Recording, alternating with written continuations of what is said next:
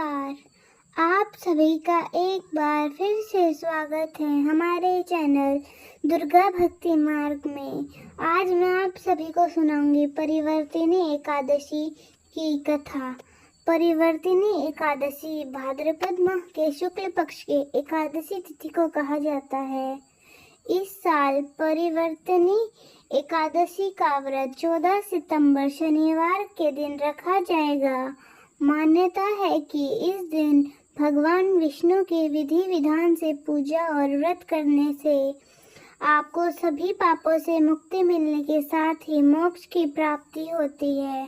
परिवर्तिनी एकादशी का महत्व इसलिए भी खास माना जाता है क्योंकि मान्यता के अनुसार इस तिथि पर भगवान विष्णु पाताल लोक में चतुर्मास के योग निद्रा के दौरान करवट बदलते हैं, इसलिए इसे परिवर्तिनी एकादशी कहते हैं। परिवर्तिनी एकादशी को जलविहुलिनी एकादशी और पद्मा एकादशी के नाम से भी जाना जाता है। परिवर्तिनी एकादशी का महत्व।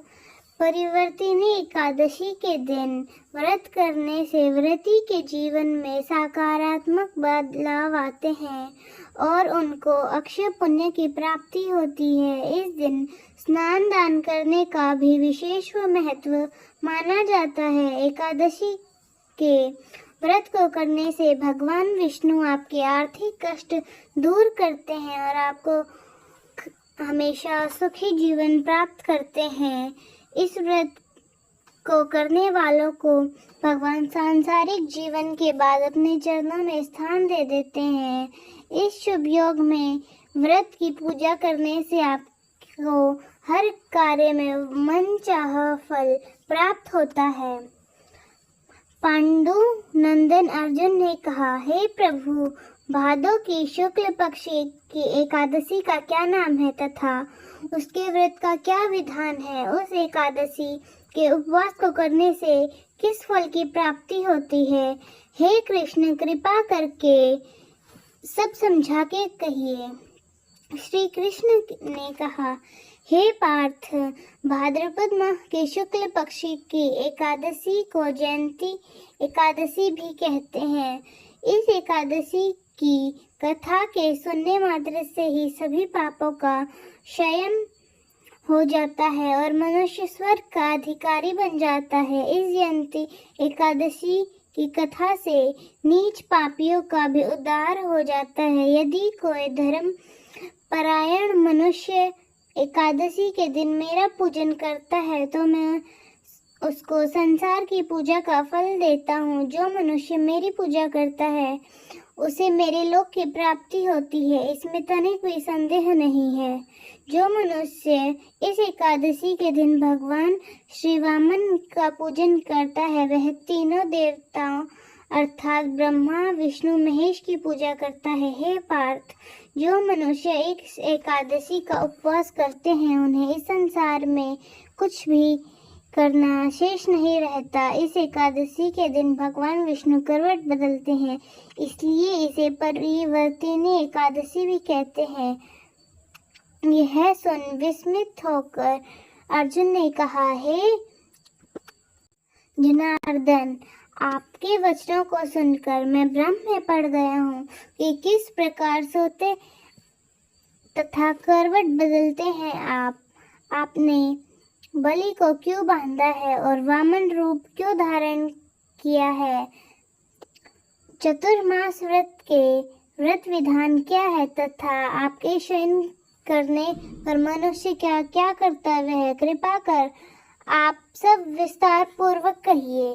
भगवान श्री कृष्ण ने कहा, हे कुंती पुत्र अर्जुन, अब तुम समस्त पापों का क्षय करने वाली इस कथा को ध्यान पूर्वक सुनो। त्रेतायुग में बलि नाम का एक असुर था। वह अत्यंत भक्त, दानी, सत्यवादी तथा ब्राह्मणों की सेवा करने वाला था। वह सदा यज्ञ तप तथा पूजा किया करता था। अपनी इस भक्ति के प्रभाव से वह स्वर्ग में देवेंद्र के स्थान पर राज करने लगा।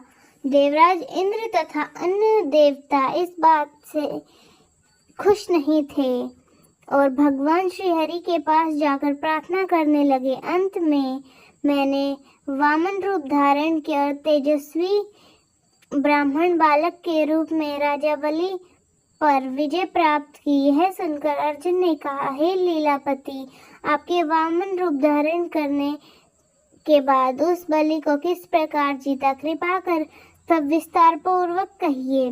भगवान श्री कृष्ण ने कहा, मैंने वामन रूप धारण करके राजा बलि से याचना की, हे राजन, तुम मुझे 3 पग भूमि दान में दे दो, इससे तुम्हें 3 लोक के दान का फल प्राप्त होगा। राजा बलि ने इस छोटी सी याचना को स्वीकार किया और भूमि देने को तैयार हो गया। जब उसने मुझे वचन दे दिया तब मैंने अपना आकार बढ़ाया और भूलोक में पैर रखा, भुवन लोक में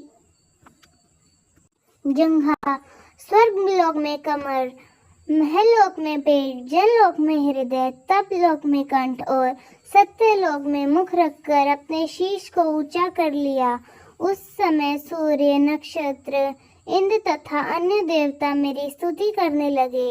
तब मैंने राजा बलि से पूछा कि हे राजन, अब मैं अपना तीसरा पग कहाँ रखूं? इतना सुनकर राजा बलि ने अपना शीश नीचे कर लिया। तब मैंने अपना तीसरा पग उनके शीश पर रख दिया।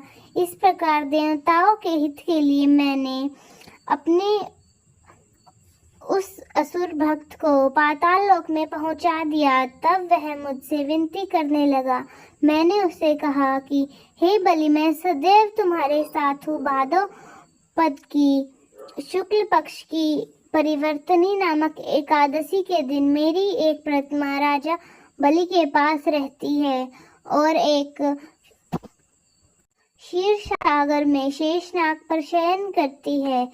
इस एकादशी को विष्णु भगवान सोते हुए करवट बदलते हैं। इस दिन त्रिलोकीनाथ श्री विष्णु भगवान की पूजा की जाती है। इसमें चावल और दही सहित चांदी का दान किया जाता है।